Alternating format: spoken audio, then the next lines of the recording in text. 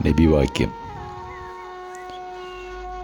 വിധവകളെയും പാവപ്പെട്ടവരെയും സംരക്ഷിക്കൽ ദൈവമാർഗത്തിലെ സമരം പോലെ, രാത്രി മുഴുവനുമുള്ള പ്രാർത്ഥന പോലെ, പകൽ മുഴുവനുമുള്ള വ്രതം പോലെ മഹത്തരമാണ്.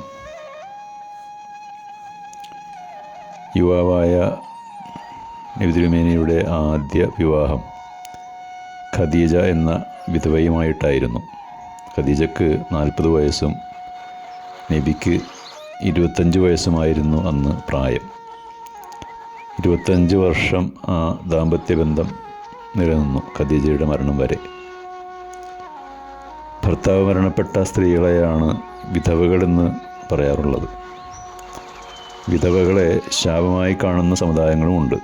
ശുഭകാര്യങ്ങൾ നടക്കുന്ന ഇടങ്ങളിൽ അപശകുനമായി കടന്നു ചെല്ലാതെ 4 ആൾ കൂടുന്നിടത്ത് നിന്ന് സ്വയം പിൻവാങ്ങി സ്വന്തം ലോകത്ത് ഒതുങ്ങിക്കഴിയേണ്ടവരാണ് വിധവകളെന്ന് വിധിയെഴുതിയ സമുദായങ്ങളുമുണ്ട്.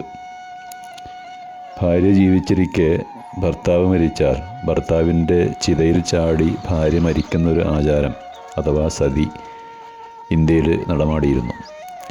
രജപുത്ര വംശത്തിലായിരുന്നു സതി തുടക്കത്തിലുണ്ടായിരുന്നത്. ഉത്തരേന്ത്യയിൽ 19-ാം നൂറ്റാണ്ട് വരെ സതി പ്രബലമായി നിലക്കൊണ്ടിരുന്നു. ഭാര്യ സ്വയം അനുഷ്ഠിക്കേണ്ട സതി പിന്നീട് നിർബന്ധമാക്കി മാറ്റുകയും ബലം പ്രയോഗിച്ച് വിധവകളെ തീയിലേക്കെറിയുന്ന ഒരു ആചാരമായി അത് മാറുകയും ചെയ്തു. രാജസ്ഥാനിലെ രജപുത്രർക്കിടയിലും ബംഗാളിലെ സവർണ വിഭാഗങ്ങൾക്കിടയിലും സതി വ്യാപകമായി നിലനിന്നിരുന്നു. സാമൂഹികവും സാമ്പത്തികവും മാനസികവുമായി പല പ്രശ്നങ്ങൾ നേരിടുന്ന വിധവകളെ സംരക്ഷിക്കുന്നതിനും സഹായിക്കുന്നതിനും സമൂഹത്തിന് വലിയ ഉത്തരവാദിത്തമുണ്ട്. അവരെ സഹായിക്കുന്നവർക്ക് സർവ്വലോഷിതാവായ ദൈവം ഉന്നതമായ പ്രതിഫലം വാഗ്ദാനം ചെയ്തിട്ടുണ്ടെന്ന് വിശുദ്ധ ഖുർആനിൽ പറയുന്നുണ്ട്. നബി തിരുമേനിയും ആ കാര്യം ഊന്നി പറയുന്നുണ്ട്.